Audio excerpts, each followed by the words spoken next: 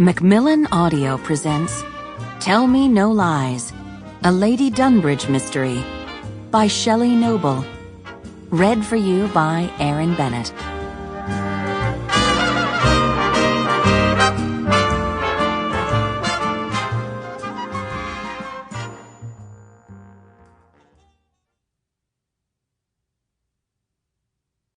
One.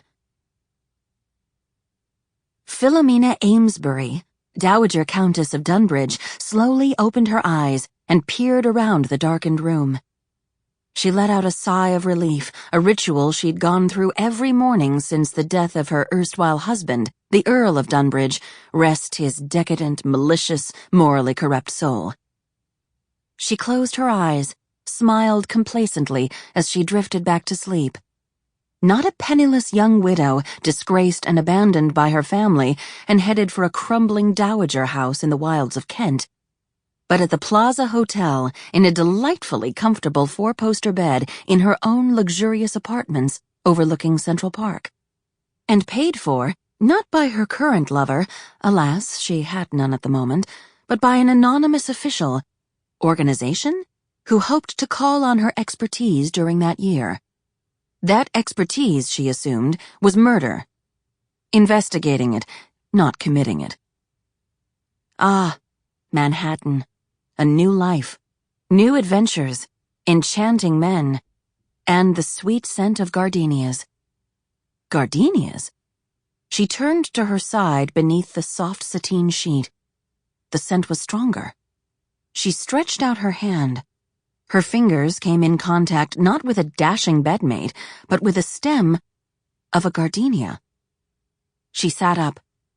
It was November. There were no gardenias in any garden at this time of the year. There was also an envelope. Neither the flower nor the envelope had been there when she'd arrived home well past dawn. The envelope was sealed. She didn't bother to call Lily to fetch her letter opener, but ripped it open and drew out a single sheet of folded paper. No salutation, no signature, only one enigmatic sentence.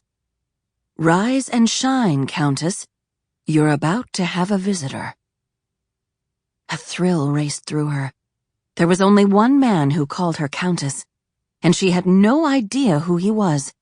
She had dubbed him Mr. X, as elusive and mysterious as any dime novel hero or villain could possibly be. But a visitor? Surely not. She groped for the buzzer. Madam.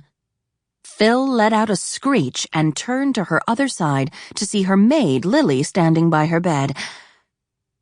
How did you do that? What is that, madam? Arrived before I called for you? I came to tell you that you have a visitor. It seems I've already had one.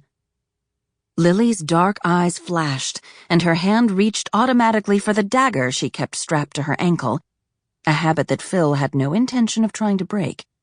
The girl's gaze flitted to the empty place beside her.